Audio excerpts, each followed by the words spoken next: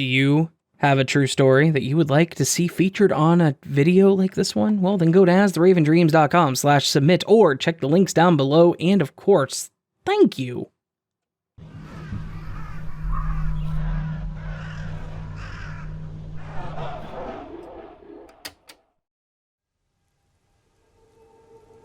Around 1986, a toddler-sized talking doll, whose name I'm still too superstitious to repeat, hit the market.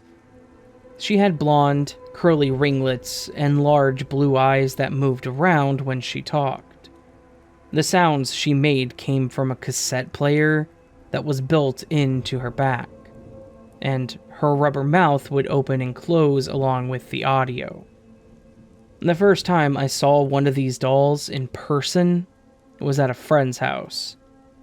For the next year, I would persistently beg my parents for that doll, and when I was 8, they surprised me with one for my birthday.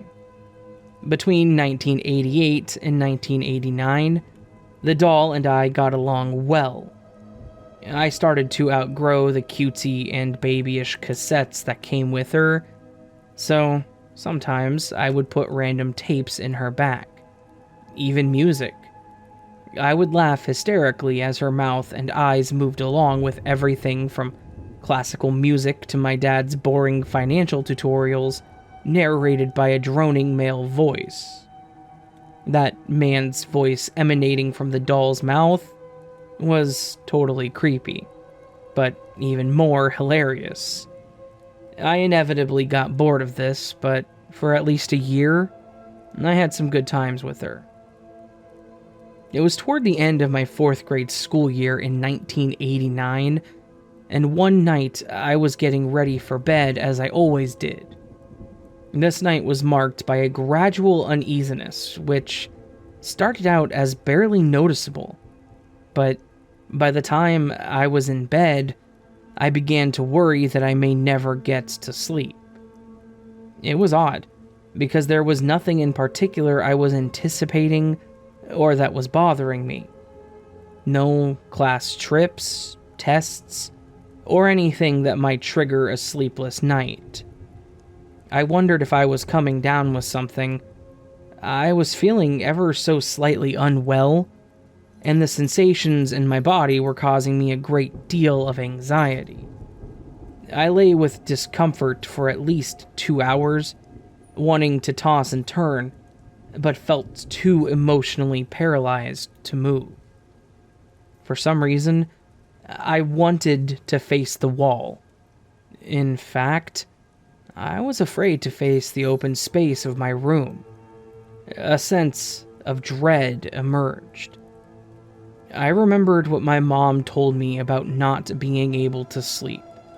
She recommended that I didn't force myself to close my eyes, so I left them open.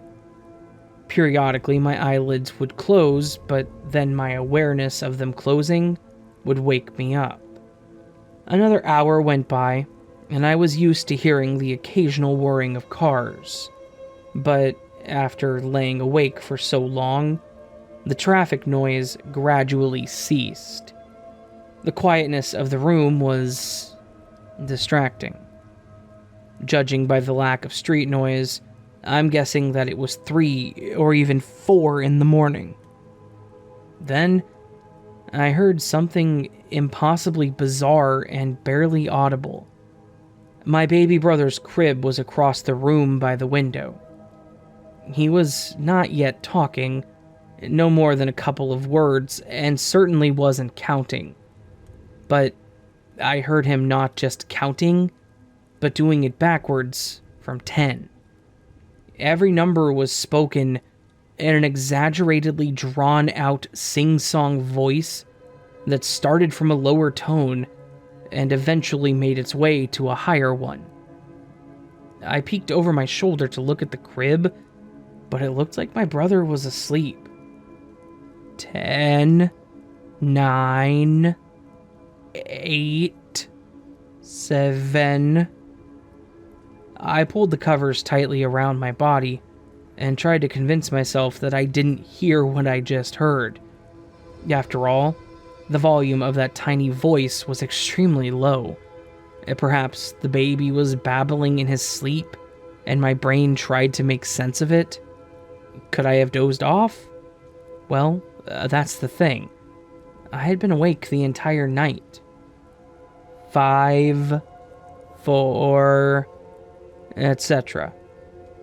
Then, a faint clicking sound came from the corner beside my brother's crib. There was a small wooden chair in that corner. Each of its legs had a metal wheel which clicked in such a way when the chair was being moved. It was unmistakable. The chair was moving on its own. I didn't dare turn to look because I was depending on that last ounce of denial that I could muster.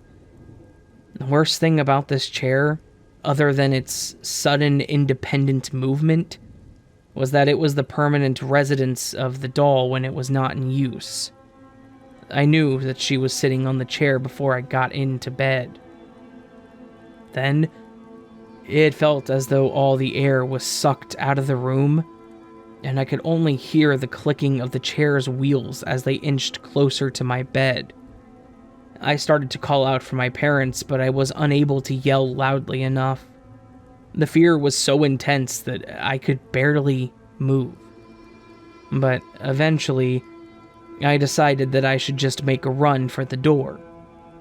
The problem was, in order to get out of the room, I would have to risk looking at the doll.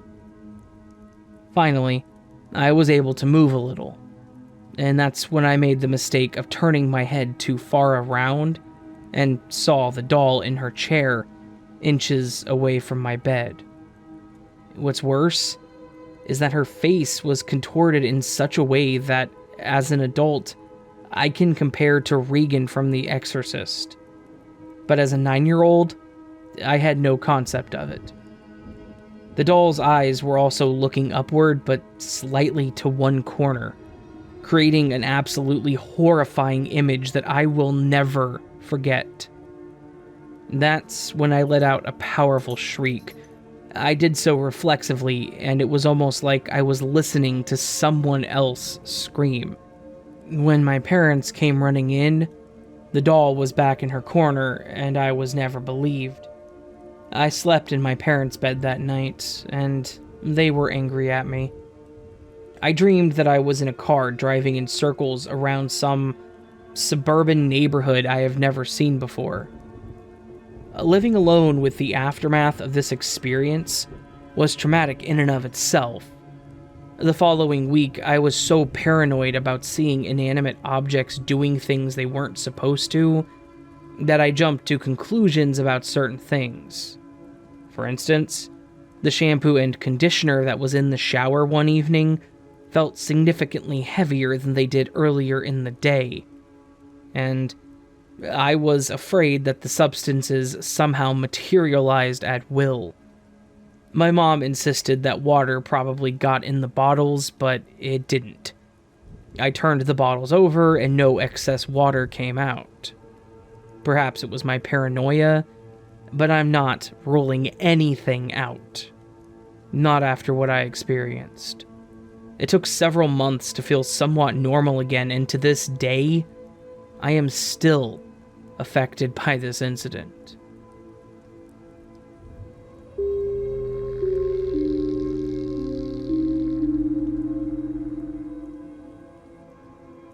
The story takes place over several years and happened while I was in late high school / early community college. My two best friends lived directly across the street from one another. Mike had been there most of his life, and Rob and his parents moved in directly across the street. We used their street as a headquarters / chill spot, and would spend most of our days together. It was always us three, and then random friends that would come and go as well.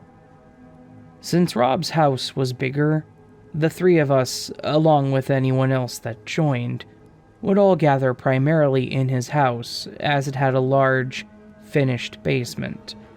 and it was easier to just be teenagers down there.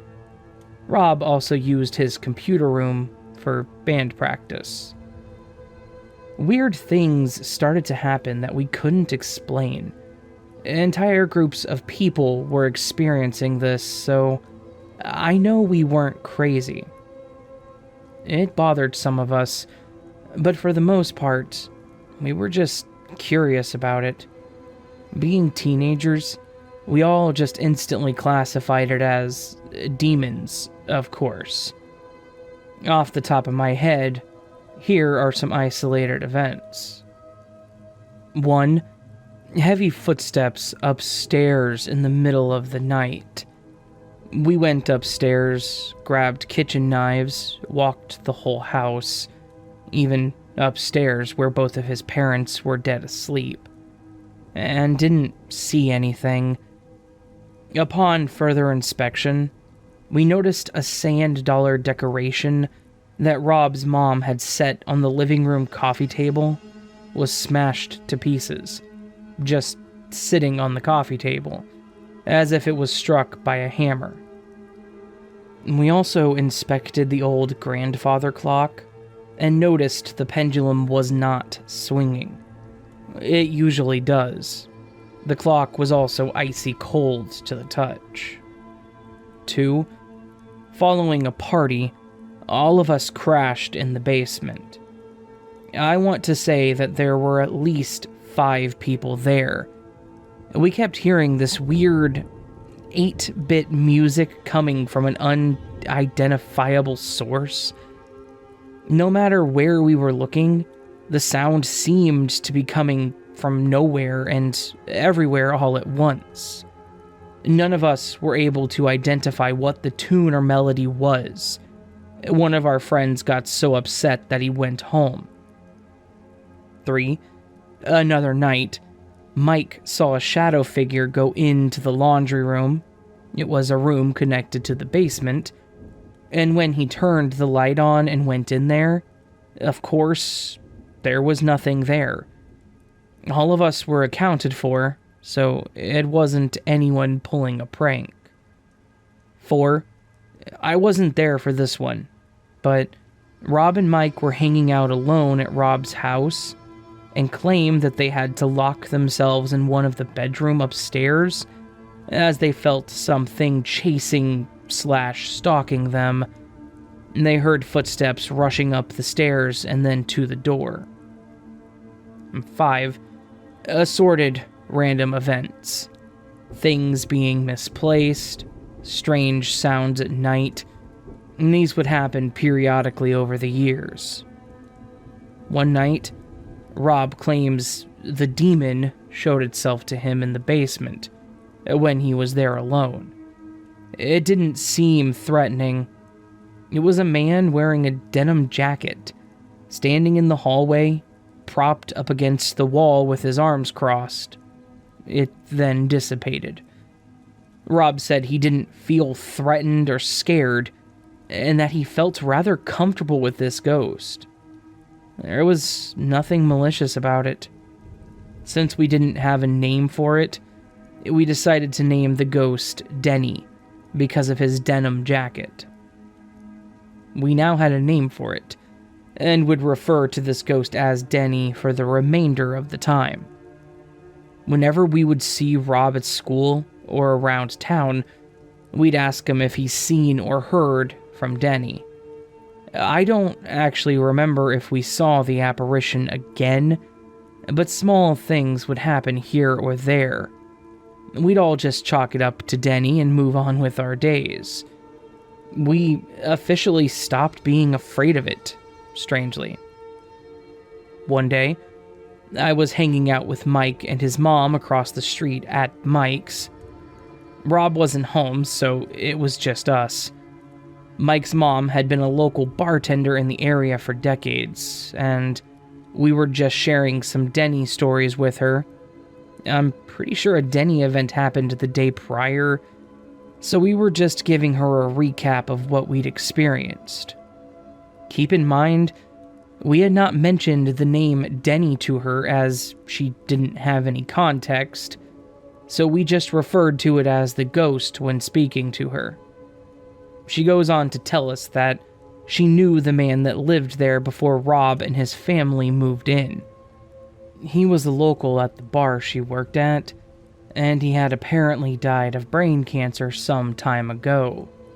When we asked her what his name was, she said, yeah, his name was Dennis, but we all called him Denny. I felt like I had just been struck by lightning. Rob claims the activity had stopped completely since then. Had we given the spirit peace by acknowledging him and befriending him? Did he finally go to the other side because we learned his backstory? How is it possible that he told us his name without ever actually telling us his name? I have so many questions. Well, that's my ghost story, told as well as I could remember it.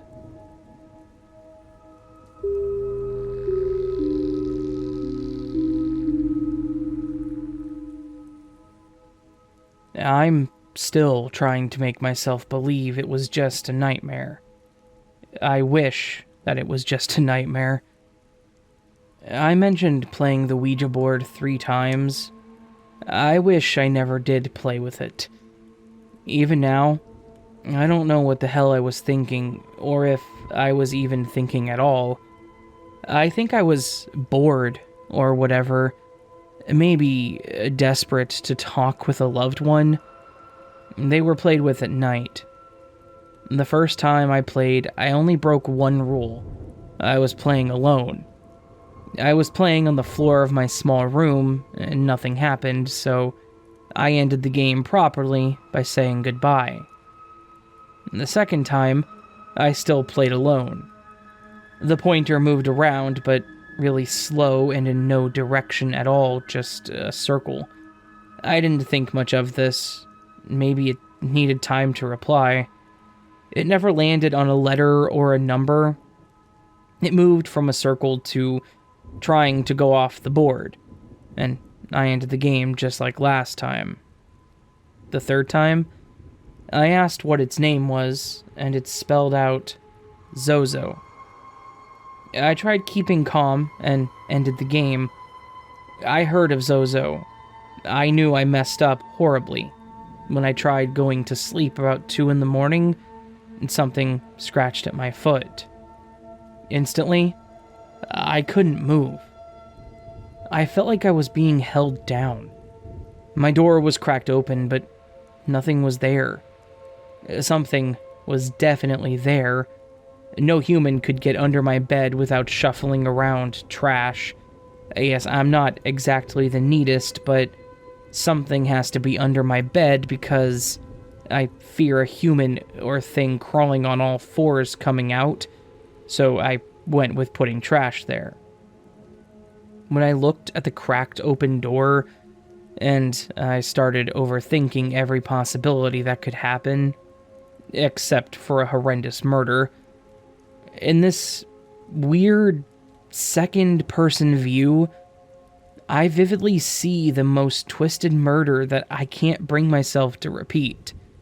I'll just say decapitation and a deep slash over the throat in the most violent way possible. There was a shadow thing crouching down beside my parents' bed. In my head, second person, whatever it was, I'm banging on my neighbor's door, crying, screaming, shaking really hard, but I'm still in my bed staring at the cracked open door and quietly crying. Then, in that weird view, I'm seeing everything again until the morning. And that hasn't happened again, but I threw the board out and just believed it was a loop dream, until I saw the same shadow thing walking casually from the hallway to the kitchen about a week ago. I'm not the only person seeing that thing. Our 3 cats see it too. One minute they'll be playing and having fun, then they suddenly stop and stare at whatever got their attention. The next thing, They dig their claws into the rug as they run after whatever they saw. They end up in my room that I stupidly played that game in. I'm a night owl, and I'm always tense at home. My muscles often hurt because of how I would tense them so often. My work was supposed to be a little bit of normalcy. It did work for a while, until the encounters with them happened. We're going to be a little understaffed for a while. Some may not get a 30-minute break. It's sort of falling apart. Since all that happened, my door has stayed shut. That board is at the dump now, and honestly, I'm being stared at a bit more often from the hall. The shadow that peeks around the corners seems to be more curious, and that's different than the shadow that I saw in my parents' room. The shadow in my parents' room was bigger, potentially taller than the curious one. It sticks around a little longer, and I can get a bit more of a look at it than a glimpse. I hope I never experience whatever that was. A nightmare, whatever that view shift was about. I'm never playing that board again. Maybe it was a nightmare and I didn't know I fell asleep. Maybe I was half asleep. I was trying to sleep, but I had just laid in bed not feeling tired yet. I don't mind not being believed or being criticized. School did that more often than teaching. But this is killing me, because I was awake when this happened.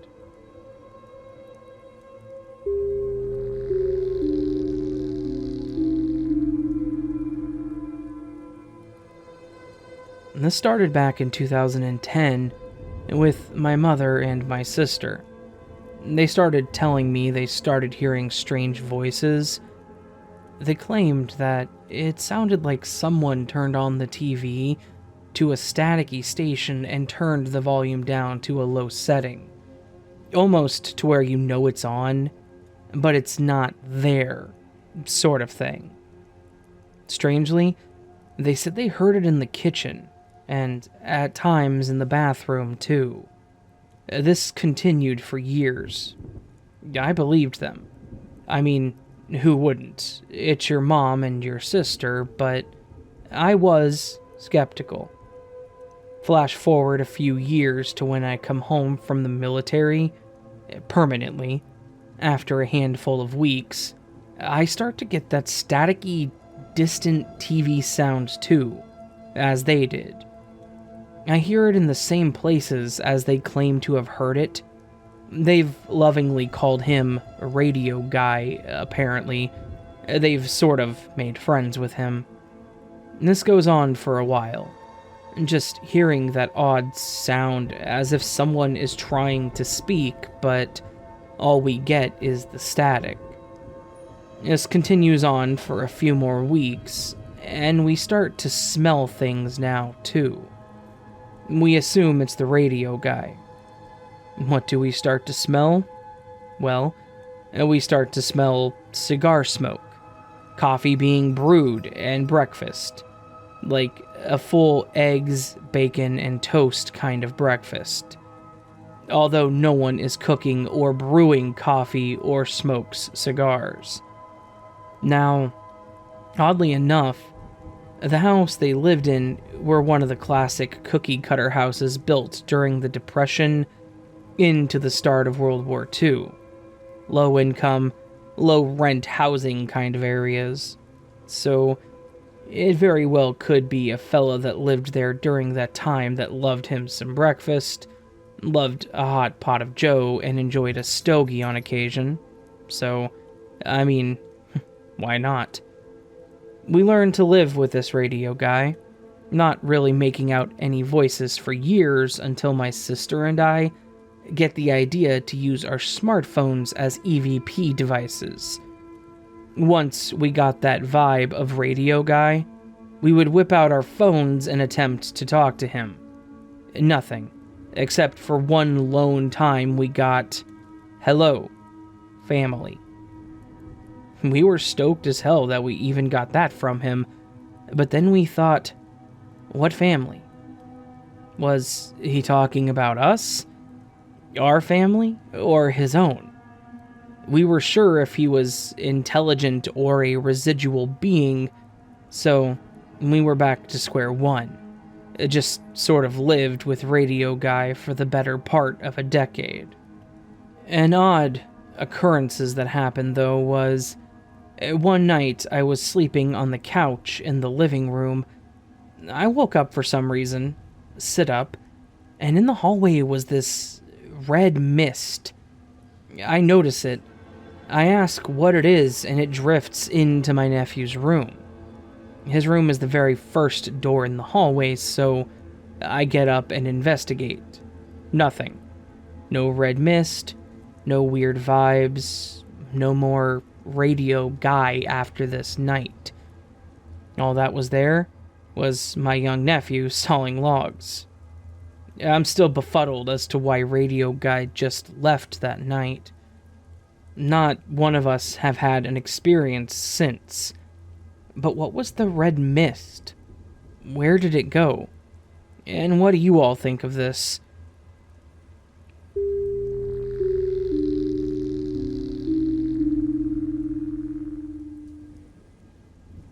Okay, so my first apartment in Chicago, I had 2 roommates. Myself and one worked during the day, and our third was an IT man that could work remotely. So he was home, mostly. One day we're hanging out in the living room, just vibing. Casually he says to me very calmly, "Sometimes, when you guys are gone and I'm here, I can see shadows moving in and out of your bedrooms." And fast forward, a year goes by and an apartment opens in the front of the building. For reference, the building is old and owned by my third roommate's grandparents. However, his granddad passed, leaving only his grandmother as the owner. So, I'm able to secure the front apartment. This is where things really begin to take a turn. Very small occurrences at first. The ceiling fan would turn on by itself. Objects would be moved or rearranged. An example would be that I would leave my shoes in the hallway, go to sleep, and wake up the next day to find only one shoe in the hall, and the other one in another room facing an odd direction. And yes, I'm alone in this unit. Other occurrences had food removed from the fridge to the countertop, like it was about to be prepared, but I hadn't taken anything out. It didn't get scary until I was given a used, gently, mattress that had been stowed in the basement by a previous occupant. It was completely wrapped and barely used. The first or second night after moving it into my unit, I awoke one night due to the sensation that I was being watched. I could look out in the hallway from the bed, and there was nothing but darkness, except the distinct body chill of sensing a presence. However, this seemed very malevolent, heavy. I remember just crawling under my covers and freezing in fear until I must have eventually fallen back asleep. I woke up the next day, nothing unusual. That night, I was getting ready for my shift for work. I had closed my apartment door and had stepped into the vestibule. No sooner as I had shut and locked the deadbolt, 3 loud raps against the door, coming from inside my apartment. I jumped back so quick and hurried out of my building to work. After my shift, 2 in the morning or so, I had told a coworker of mine about the event and asked them to accompany me home just to check things out. Once I had returned to my apartment and opened the door, all lights off except for the ceiling fan in the living room running full blast, even though it was off when I had left. Nothing strange happened after that until my friend moved into the living room of the apartment. One morning, we both found the door to the apartment completely stuck. It would not budge. We could not open it no matter how hard we tried. She had to go and exit out of the fire escape. I was off that day and didn't have to be anywhere, so I stayed in. I let my super know. Then, during the middle of the afternoon, I'm just playing on my PC when, seemingly out of nowhere, I hear the door just come ajar. I inspect, and yeah, it was open, as if it had never even been stuck. My super didn't even touch it, ended up never having to even come check it out. So, time continues. I move back into my old unit with one of my former roommates. Our IT guy moved since I had last been in that unit. We get a new dude who seems cool, never met our previous roommate. In between jobs, so he's at home while the two of us are working. You can see where this may be going. Anyways, we're just hanging out and concerned. He says to me, "I don't want to scare you, but when you're at work, I can hear and see shadows moving around in your room." So I think something attached itself to me, as small things still occur from time to time, even though I'm not in that building anymore.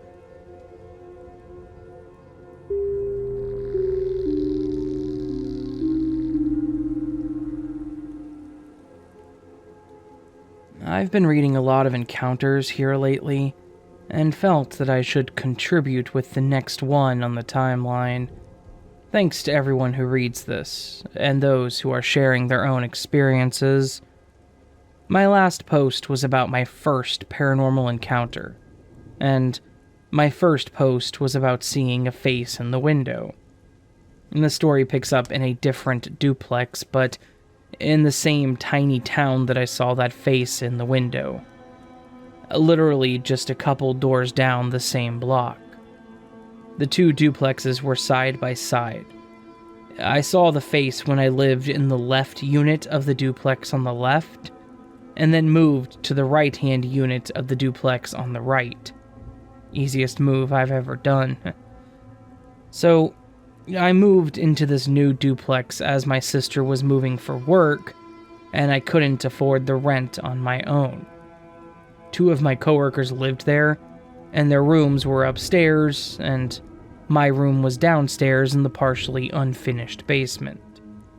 At first, everything was normal, and I got settled in. My room was big enough that I had my bed in the corner, and had enough room for a 2-seater couch, and my TV and Xbox. And my one roommate had his gaming PC set up in the open, unfinished portion of the basement. I began getting an uneasy feeling at night in my room, though.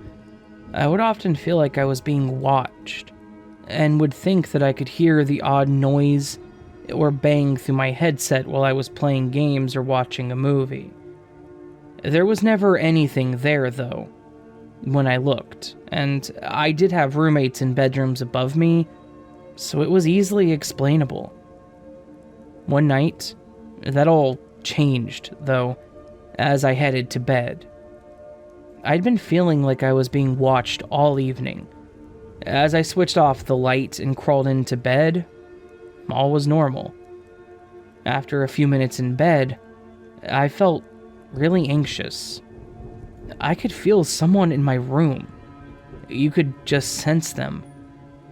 A quick glance in the dark didn't show me anything, so I grabbed my phone for light. Nothing there. My mind is playing tricks on me, I'm sure, so I turn off my phone light and try to get comfortable again. As my eyes adjust to the dark, suddenly the shape of a tall man with a hat is barely visible in the corner of my room. A slightly deeper shadow than the shadows around my room. I grab my phone light again, but once again, nothing is there in the light. I hid the light under the blankets, and the shadow figure returns in the dark. Just seemingly appearing from the shadow in the corner next to my door. My light switch was actually outside my room, a weird quirk, but it was an unfinished basement, and my room wasn't actually intended to be a bedroom. I didn't know what to do, but being too freaked out to sleep at that point, I decided to use my phone light to get me to my TV for more light, and then turn my bedroom light on, one step at a time. I ended up watching a show to calm me down, and eventually fell asleep on my couch with the TV and lights on that night. I began seeing the Shadow Man fairly often after that. Even in the semi-dark with my TV on, he never stepped out of that corner, just always seemed to be standing there, watching me. And so, I got used to his presence. His presence was unnerving at first, but I realized he didn't give off a threatening vibe like the face I had seen watching me through my window a few months before moving. He was just there. In my research that I did after the activity escalated, it sounds like most experiences with these shadow figures are like that. They're watchers, somehow a neutral entity. The activity did progress, but I believe it was due to other spirits and entities. But that's a story for my next post, so if you have any questions, please ask.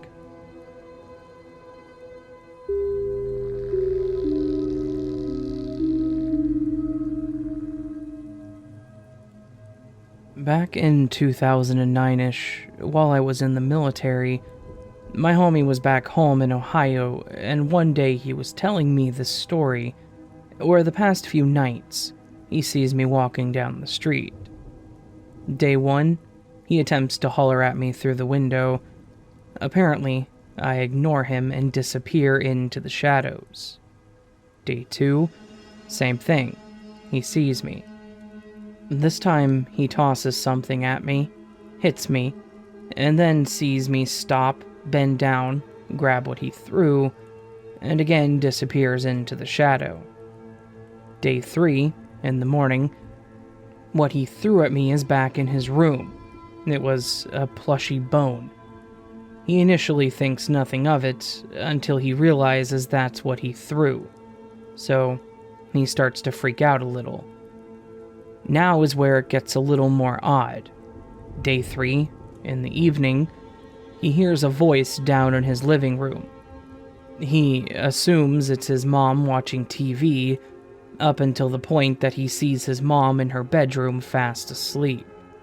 So he goes downstairs, and halfway down the talking stops, and there's a knock at the door. He's frightened and runs up to his room and cowers like a little child, I'm assuming. He continues his story with a dream he had of me meat grinding his cats into little patties and offering him a burger made of his cats. Day 4, he gets a voicemail. It's not from my number, but of my voice saying, "What, you didn't want the bone back? Why didn't you eat the burger I gave you?" He immediately calls me and tells me to stop playing with him, that this isn't funny. I assure him that I'm still down in Virginia. I suggest he calls my mom just to be sure. Later that night, I am apparently in his room, just looming over his bed watching him, and I give a very impish smirk, and then my jaw detaches and I lunge at him. He tells me that he ran into his mother's bed with her and told her all of this. Now, they were a bit more religious at the time, so they called their pastor to bless the house and ask what it could be. He says it could be my doppelganger, or a negative entity taking the shape of someone he trusts.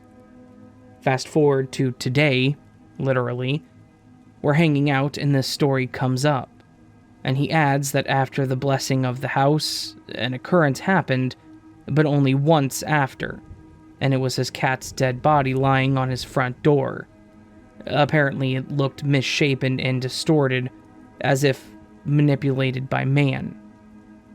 After hearing the story initially, and again, today my skin still crawls at the thought that there may be another me out there that's a sick freak.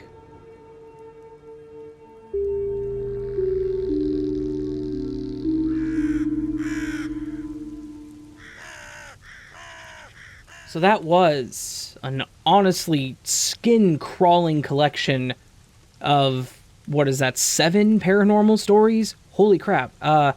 Really awesome stories. Thank you to everyone who lets me use their stories, and thank you especially to Right-Angled Trapezoid for sending me their story. Really do appreciate it.